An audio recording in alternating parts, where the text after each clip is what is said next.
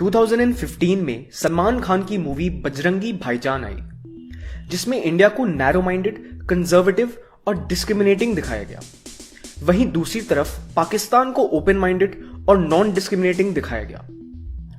उस मूवी को देखने के बाद IIM अहमदाबाद के एक प्रोफेसर ने एक रिसर्च टीम तैयार की। उस रिसर्च टीम ने 1950s से लेकर 2010s तक के बॉलीवुड मूवीज का एनालिसिस किया। उस एनालिसिस के कुछ पॉइंट्स ये हैं। 74% of those films presented the Sikh community as laughable. 58% of the corrupt politicians had a Hindu Brahmin last name. 62% of corrupt businessmen had a Vaishya last name. चलो ठीक है, सारे कम्युनिटीज को बुरे लाइट में दिखाया, लेकिन नहीं। The hypocritical thing is that 84% of Muslims in the films were shown as strongly religious and honest. और अगर किसी को क्रिमिनल दिखाया भी गया तो ये दिखाया गया कि भाई दिल का सबसे अच्छा है। फिर उस रिसर्च टीम ने ऐसे 20 बॉलीवुड फिल्म्स को एनालाइज किया जो पाकिस्तान में बेस्ड थे, यानी मूवी की सेटिंग पाकिस्तान में थी। In 18 of those 20 films, Pakistan was projected as open-minded, welcoming and courageous. चलो ठीक है, किया।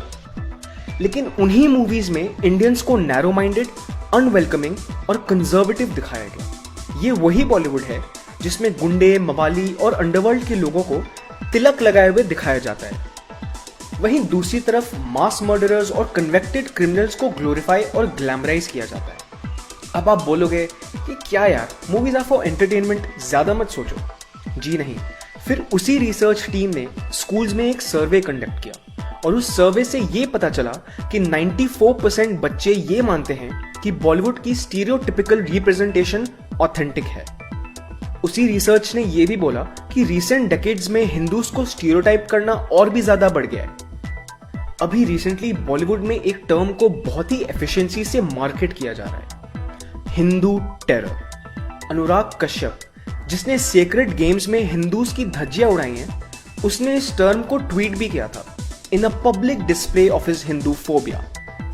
वहीं दूसरी तरफ बॉलीवुड की सेलिब्रिटी प्रियंका चोपड़ा के प्रोड्यूस्ड शो क्वांटिको में अमेरिका में एक टेरर अटैक के पीछे रुद्राक्ष पहनने वाले हिंदू को दिखाया गया। Quantico was a show specially made for Priyanka Chopra and produced by her, so please it was in her control to say yes or no to that script. Priyanka defamed the very country that gave her all the love and made her famous. Unfortunately, even she turned out to be Hindu-phobic. मैं इन so-called Bollywood celebrities से सिर्फ एक question पूछना चाहता हूँ। Name one terror attack that has been carried out by people of the Hindu community across the globe. सब जानते हैं कि इंडियन कम्युनिटी पूरे ग्लोब में फैली है और इनमें से मेजॉरिटी हिंदूज ही हैं। तो इनसे किसी देश को प्रॉब्लम क्यों नहीं हुई? क्या पेरिस अटैक्स हिंदूज ने करवाए थे? यूरोप में रेप्स और मास शूटिंग्स हिंदूज कर रहे हैं? किस हक से अनुराग कश्यप ये बोल रहा है कि हिंदू टेरर इज इंक्रीजिंग? किस हक से प्रियंका चोपड़ा एक पूरे कम्युनिटी को दोष दे रही है अपने शो में? In fact, when Afghanistan was destroyed by invasions, it was India, a Hindu majority nation, who built a parliament for Afghanistan. And mind you, Afghanistan is a country with 99.7% Muslims. So please don't say India is Islamophobic. Hindus are just against forceful conversions, love jihad and terror, which are not depicted in so-called shitty Bollywood films. You just cannot keep targeting one innocent community just because it is tolerant and stays silent. Yes, rape is horrific and the recent Kathua case is being investigated. लेकिन इन Bollywood actresses को देखो जो play cards लेकर खड़े थे और deliberately Hindustan और देवीस्तान को यूज कर रहे थे, blatantly attacking an entire community for one horrific crime. अब कौन ला रहा है रिलीजन बीच में? रियलिटी में हर चीज में रिलीजन लाने वाले लोग ये कूल इंटेलेक्चुअल्स ही हैं। In 2018 itself, Geeta, who was a 10-year-old girl, was gang raped by Muslims in Ghaziabad. Why didn't the very same celebrities stand up with placards? Gita लड़की नहीं है, इंसान नहीं है। कहां गई तुम्हारी इंसानियत?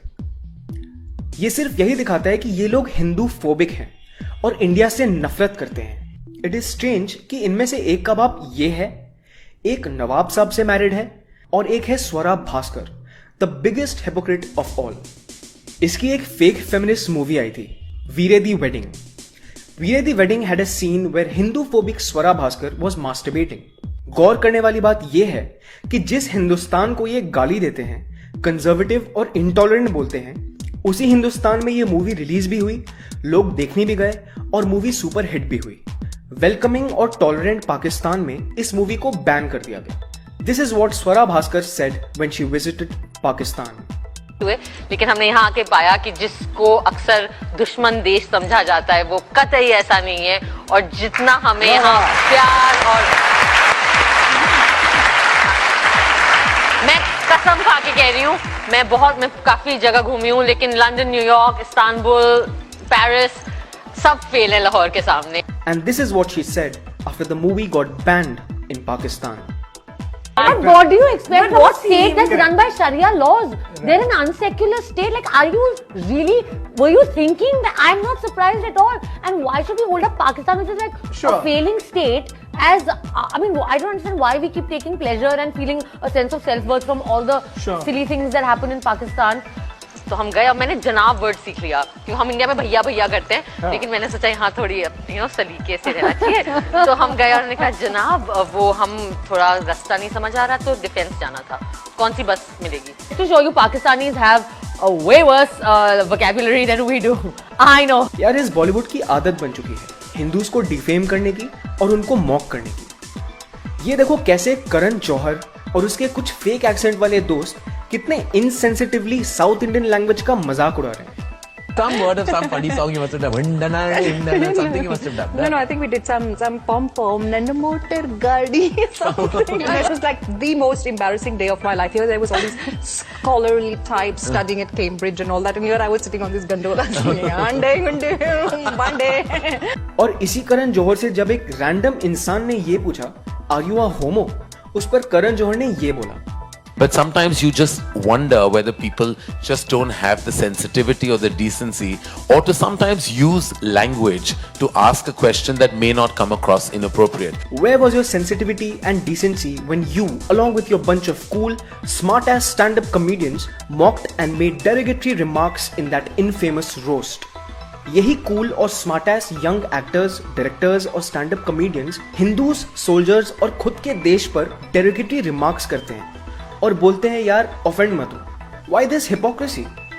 अगर कोई मूवी इंडिया को अच्छे लाइट में दिखाती भी है तो उसे मीडिया हाउसेज और so called reviewers ruthlessly attack करते हैं। फॉर एग्जाम्पल, परमाणु, which released on 25th May, was an amazing, thrilling movie which ended with a high note of India successfully becoming a nuclear state. But this is what unbiased and honest media houses had to say about the movie. A nationalist drama that ends like a horror film. India successfully becoming a nuclear state is horror for you. Are you kidding me? लोग इस blatant anti-India sentiment को tolerate कर रहे हैं. They are being allowed to say such things.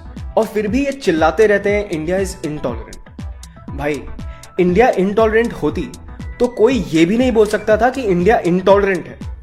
अभी हाल ही में रावण के director की एक मूवी आ रही है, मुल्क, स्टारिंग नन अदर दैन होगा। बात की तो दाऊद साहब का फोन था, उन्होंने मुझे फोन किया। दाऊद साहब का फोन था, उन्होंने मुझे फोन किया।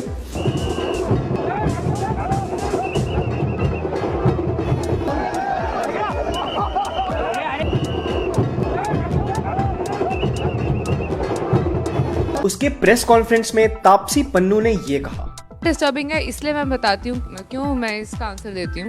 सबसे पहले तो एक अपनी लाइफ से बताना चाहूँगी। My manager is a Muslim, my driver is a Muslim, my house help is a Muslim. अगर मेरे को डिस्टर्बिंग फील होना हुआ कि इन सब लोगों की प्रेजेंस में, तो आई थिंक मैं तो बहुत ही डिस्टर्ब रहूँगी दिन रात, क्योंकि my life is run by them.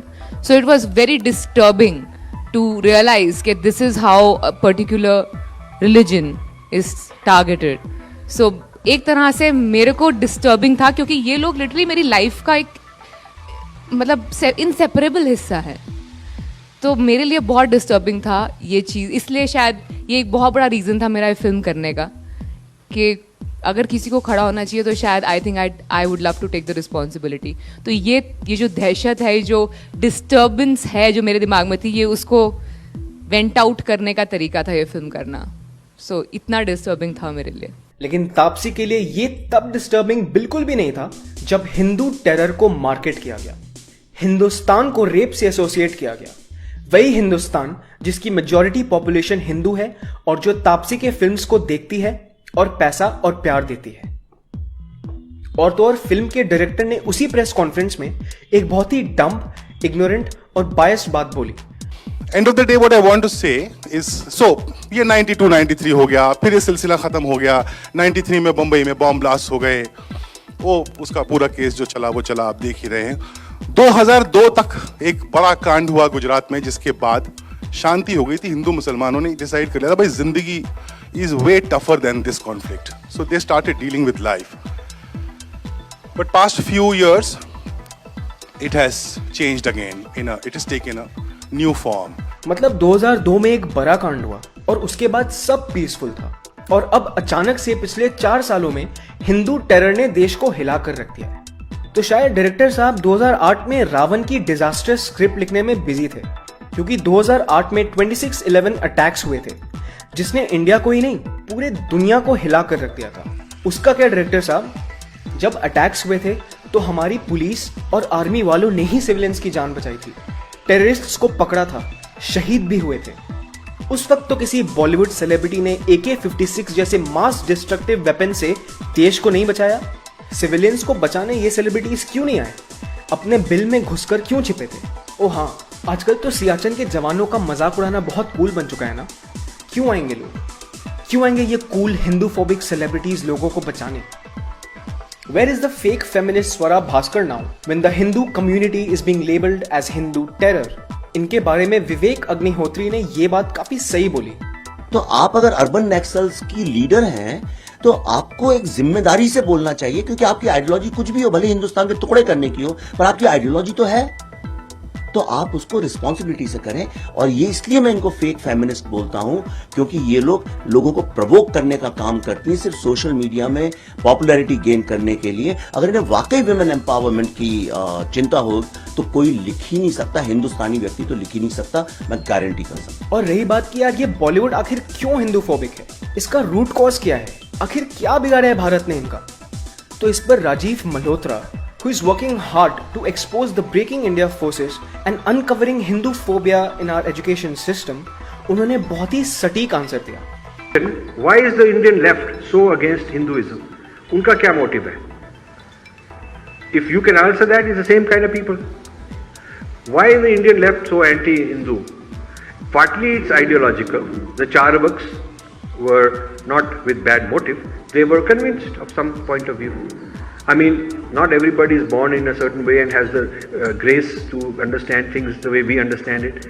So some of it is ideologically they're convinced of something. No, because this education is not intellectual level conviction. आप argue करें उनके साथ वो बहस करते जाएंगे. There is ego in the way. That transformation is an adhyatmic transformation. It is not done very easily by logic, because logic को resist करेंगे, fight करते जाएंगे. So some of it is like that. Some of it is that it's fashionable. Their point of view has become very fashionable. This in the media it is very fashionable. Also, they feel that our point of view represents backwardness, old primitive kind of stuff. And so there are a lot of factors that have come into play. It has become a very ordinary, normal way of thinking to bash the Vedic system.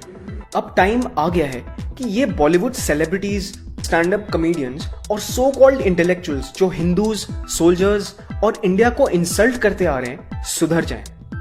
एक तो ये अपने movie और unfunny wannabe American stand up comedy के through propaganda फैलाते हैं, उससे करोड़ों कमाते हैं और पब्लिक पागलों की तरह इन्हें भगवान मानती है. India is the youngest country in the world and young minds are very impressionable. Let's fight against this Hinduphobia and boycott these elements from the society who are doing nothing but spreading misinformation, mistruth, causing mass hysteria and misguiding the Indian youth. If you loved this video and found it sensible, share it with as many people as you can to spread awareness about this issue and subscribe to FMF for more such content ahead.